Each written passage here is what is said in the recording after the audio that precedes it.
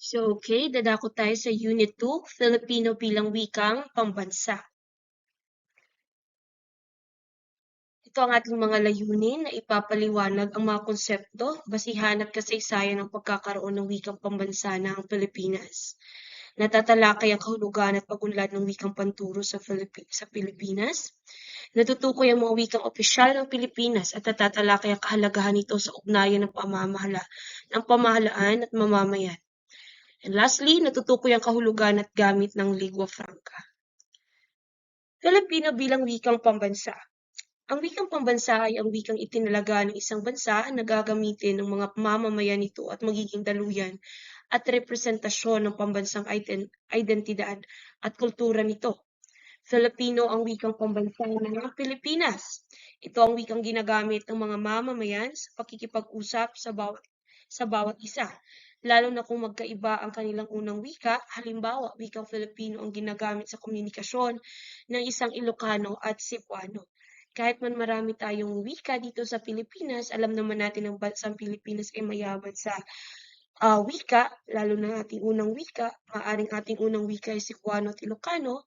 Hindi man tayo nagkakaintindihan sa mga iba't ibang salita, pero sa pagdating sa Filipino, nagkakaintindihan tayo. Kaya ang wikang pambansa ng Pilipinas ay Filipino. Ang batayan para maging wikang pambansa ang isang wika. Ang tawag dito ay ang de jure at de facto.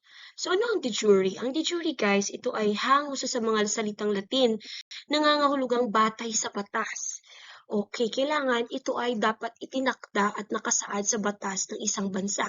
So batay sa Artikulo 14, Section 6, Section 6 ng 1987 Constitution ng Pilipinas na ang wikang pambansa ng Pilipinas ay Filipino. Dito natin makikita ito ay itinakda at nakasaad sa batas ng isang bansa. Yun ang batayan natin na nagiging wikang pambansa ang isang wika kung ito ay dumaan sa de jure na proseso. Okay.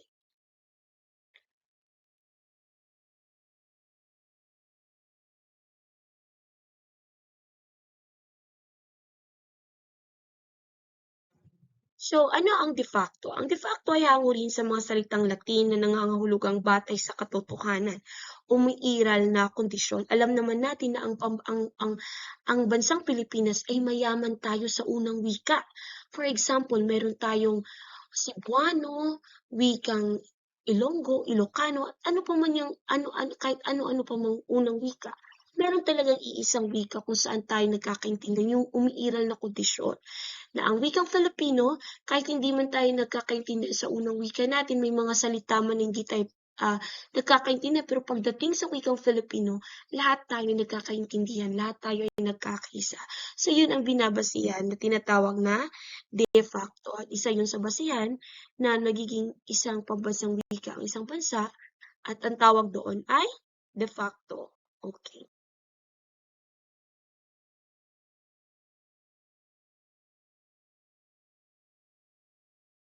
Kasaysayan ng wikang pambansa, dito natin makikita kung ano yung pinagmulan, no, bago naging wikang Filipino.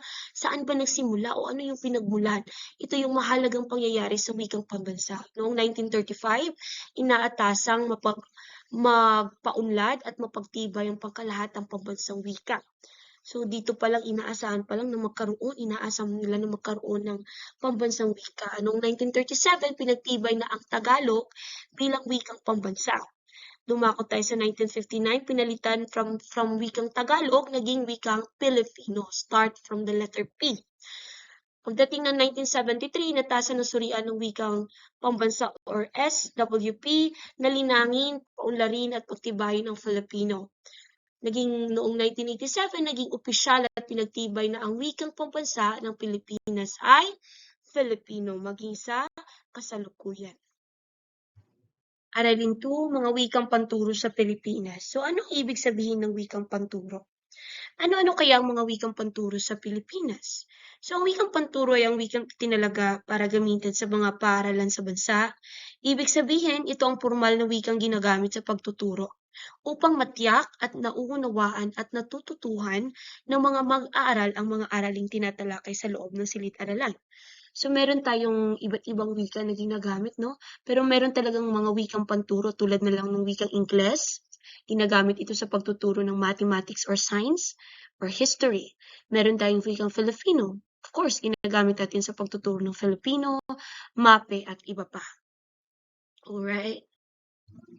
Sa usapang legal, ang paggamit ng wikang Filipino bilang wikang panturo ay nakasaad sa Artikulo 14, Section 7 ng 1987 Saligang Batas. Sabi sa Section 7, ukol sa mga layunin ng komunikasyon at pagtuturo ang mga wikang opisyal ng Pilipinas. Ito ang wala iba, kundi ang Filipino at hanggang walang ibang itinadhana ang batas, Ingles. So, pwedeng gamitin ng wikang Filipino at Ingles. Ang mga wikang panrehiyon ay pantulong ng mga wikang opisyal sa mga rehiyon at nagsisilbing pantulong ng mga wikang panturo doon.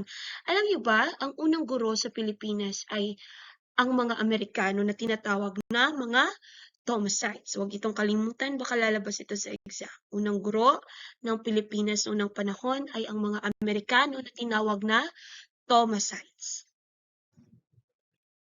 So dito class, makikita natin sa bawat panahon ng mga pananakop, sa bawat taon na nagdaan, dito natin makikita ang mahalagang pangyayari sa wikang panturo. So isa na dito ang pananakop ng mga Amerikano, sinimula ng pagkakaroon ng mga pampublikong paaralan. So sa panahon ng Amerikano doon nagsimula ang pampublikong paaralan kung saan unang ginamit ang wikang Ingles bilang wikang panturo. So dito na mayagpag no, ang mga akdang pampanitikan na gamit ang wikang Ingles no bilang wikang opisyal na ginagamit sa panahon ng mga Amerikano. So sa Commonwealth naman, nagsimulang gamitin ang wikang pambansa bilang wikang panturo. So ano yung kasaysayan ng wika? From wikang Tagalog, naging wikang Filipino, which is letter P, Filipino. From wikang Filipino, naging wikang Filipino, kung saan ginagamit natin at naging wikang opisyal ng Pilipinas. So sa pananakop ng mga Hapones, ipinagbawal ang paggamit ng wikang Ingles sa mga paaralan. Ipinagamit ang wikang vernacular. Pag sinasabing vernacular, ito ang mga ibang wika na ang vernacular na wika, ito ay ang wikang Nihongo sa mga paaralan. So pinagbawal ang pagsasalita ng Ingles, pinagbawal ang pagtuturo ng Ingles, okay? Sa panahon ng mga Hapones. So take note ha, kasi baka lalabas ito sa exam. So pagkatapos ng ikalawang digmaang pandaigdig, ipinatupad ang paggamit ng patakarang bilingual na nahahati sa mga asignaturang ituturo sa wikang Filipino at wikang Ingles. Pag sinasabi nating bilingual, ito ay higit sa isa, ito ay dalawa. From the word bilingual, dalawang wika.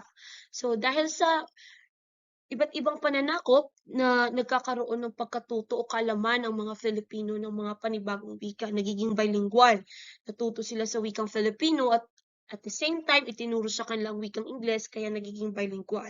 So 2009, ipinakilala ang Mother Tongue-Based Multilingual Education o MTB-MLE.